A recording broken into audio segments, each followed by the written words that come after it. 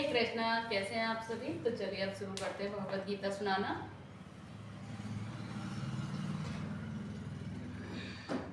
जय श्री कृष्ण चैतन्य प्रभु नित्यानंद, श्री अद्वैत गदाधर श्रीवासादि गौर भक्ति वृंद। हरे कृष्ण कृष्ण कृष्ण हरे हरे, हरे राम राम राम हरे हरे। धोयाओ अभी नहीं सुना। अम्मा जब तक आती हैं तब तक उनका वेट करते हैं और फिर आप सभी के साथ भगवत गीता सुनाएंगे, दादी अम्मा को भी और आप सभी को भी। तो देखिए अब हमारी बुआ जी भी जा चुकी हैं। बुआ जी उनको जाना था तो वो भी चली गई।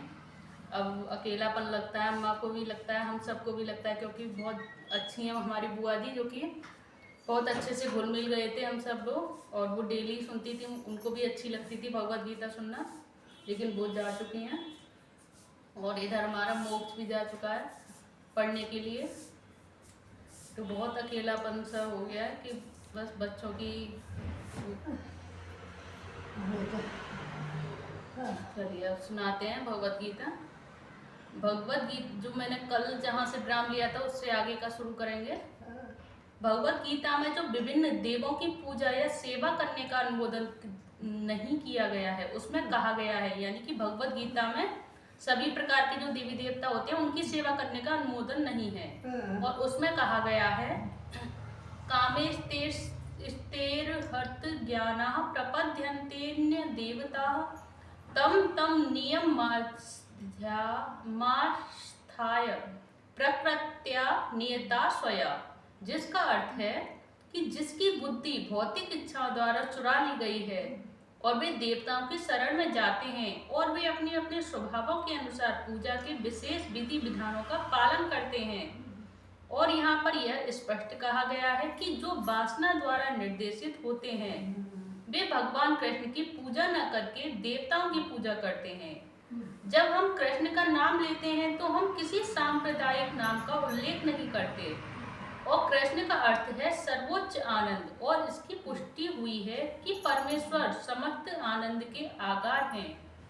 हम सभी आनंद की खोज में लगे रहते हैं, और आनंदमयोभ्यासात् वेदांत सूत्र में कहा गया है कि भगवान की ही भांति जीव चेतना से पूर्ण है और सुख की खोज में रहते हैं। भगवान तो हमेशा सुखी हैं, और यदि जीव उनकी संगति करते हैं, उनके साथ सहयोग करते हैं, तो वे भी सुखी बन जाते हैं। भगवान इस मर्त्य लोक में सुख से पूर्ण अपनी वृंदावन लीलाएं प्रदर्शित करने के लिए अवतरित होते हैं, और अपने गोप मित्रों के साथ, अपनी गोपिका सखियों के साथ, वृंदावन के अन्य निवासियों के साथ तथा गायों के साथ उनकी लीलाएं सुख से ओतप्रोत थीं। वृंदावन की सारी जनता कृष्ण के अतिरिक्त अन्य किसी को नहीं जानती थी, परंतु भगवान कृष्ण ने अपने पिता नंद महाराज को भी इंद्रदेव की पूजा करने से निरुत्साहित किया, क्योंकि वे इस तत्व को प्रतिष्ठित करना चाहते थे कि लोगों को किसी भी देवता की पूजा करने की आवश्यकता नहीं है, उन्हें एकमात्र परमेश्वर की ही पूजा करनी चाहिए, क्योंकि उनका चरम लक्ष्य उनके भगवान के यानी कि धाम को वापस जाना है।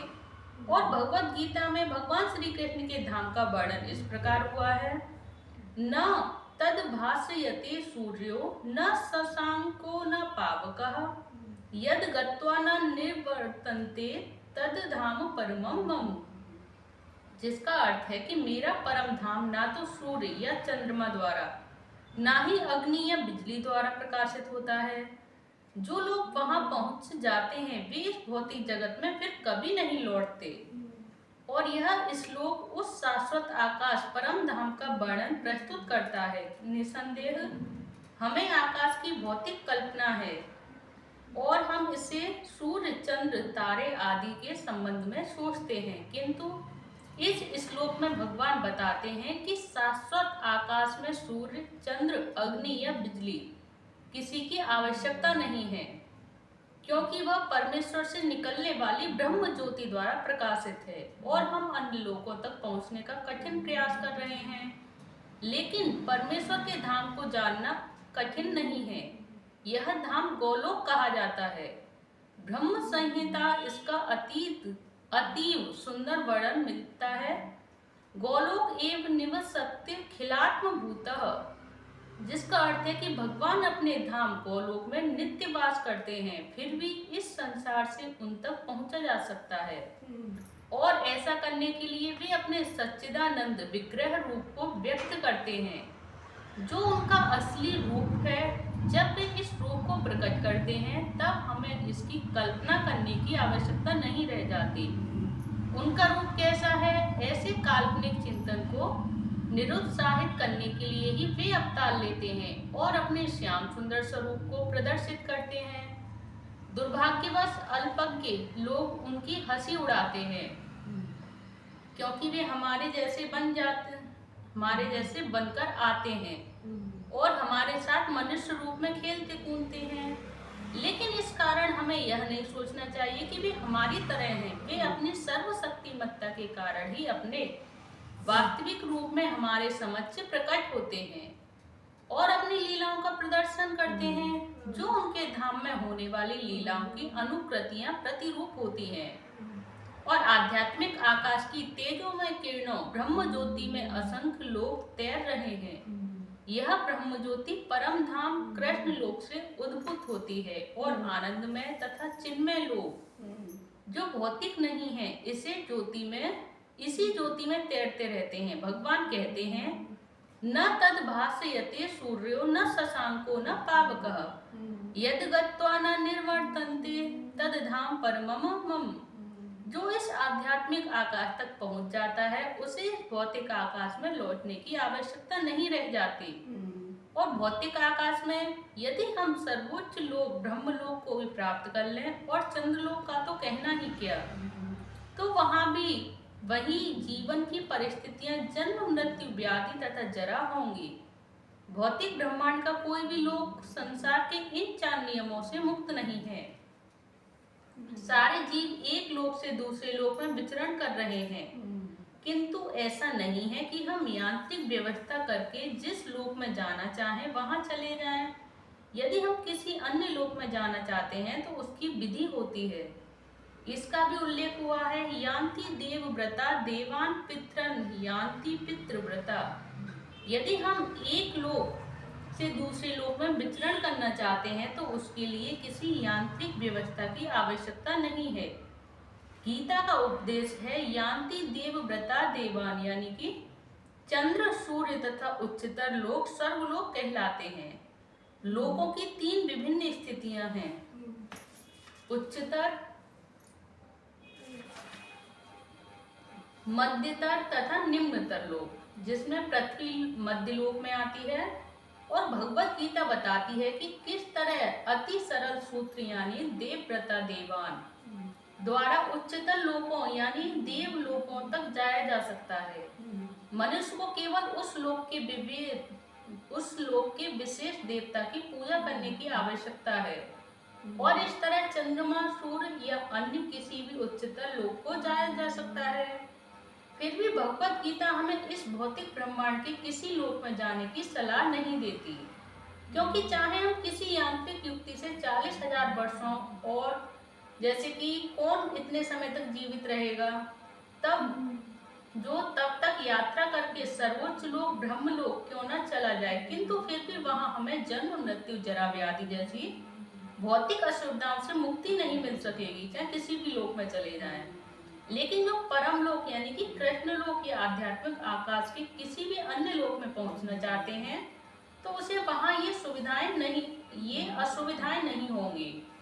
और आध्यात्मिक आकाश में जितने भी लोक हैं उसमें गोलोक वृंदावन नामक लोक सर्वश्रेष्ठ है, जो भगवान श्री कृष्ण का आदि धाम है। और यह सारी जानकारी भगवत गीता में दी हुई है और इसमें उपदेश दिया गया है कि किस प्रकार हम इस भौतिक जगत को छोड़ें और आध्यात्मिक आकाश में वास्तविक आनंदमय जीवन की शुरुआत कर सकते हैं। और भगवत गीता के जो 15वें अध्याय में भौतिक जगत का वास्तविक चित्रण भी हुआ है। तो चलिए, जो ये आगे का है भगवत गीता का, ये मैं आप सभी को कल सुनाऊंगी। आज हम यही विराम लेते हैं। और इस जो मैंने आज सुनाया है इसकी भूमिका में श्रीमद् भगवत गीता यथारूप की जो भूमिका चल रही है अभी, इसमें आप सभी को यही बताया गया है कि भगवान की शरण में जाएं, भगवान कि शरण में जाके ही हम भगवान यानी कि गोलोक को प्राप्त कर सकते हैं। चाहे और किसी भी लोक में चले जाएं, हर लोकों में जन्म मृत्यु का चक्र चलता ही रहता है, लेकिन एक भगवान के लोक जो होता है, भगवान का गोलोक, उसमें जीवन मृत्यु मरण ये कुछ नहीं होता। सीधे भगवान के पास जाके और फिर जन्म मृत्यु के चक्र से मुक्ति मिलती है। तो यही इसमें बताया गया है कि भगवान की पूजा करें और अन्य किसी देवता के शरण में, और सभी देवी देवता सभी भगवान श्री कृष्ण में ही समाहित हैं, भगवान विष्णु में समाहित हैं। तो भगवान विष्णु की ही और भगवान श्री कृष्ण की ही पूजा हमें सबसे मेन करनी चाहिए, क्योंकि भगवान श्री कृष्ण में ही सभी देवी देवताओं का वास है। अगर हम इनको मना लेंगे तो सभी देवी देवता तो अपने आप ही मन जाएंगे हमसे। तो आज की ये जो भगवत गीता है आप सभी को जो सुनाई मैंने, आप सभी को कैसी लगी प्लीज़ कमेंट बॉक्स में ज़रूर बताइएगा। और अगर अच्छी लगी हो तो प्लीज़ वीडियो को एक लाइक कर दें, चैनल को सब्सक्राइब करना ना भूलें। धन्यवाद। हरे कृष्णा हरि बोल। हरे कृष्ण कृष्ण कृष्ण हरे हरे, हरे राम राम राम हरे हरे। जय श्री कृष्ण चैतन्य प्रभु नित्यानंद, श्री अद्वैत गदाधर शिवासादि गौर भक्ति वृंद।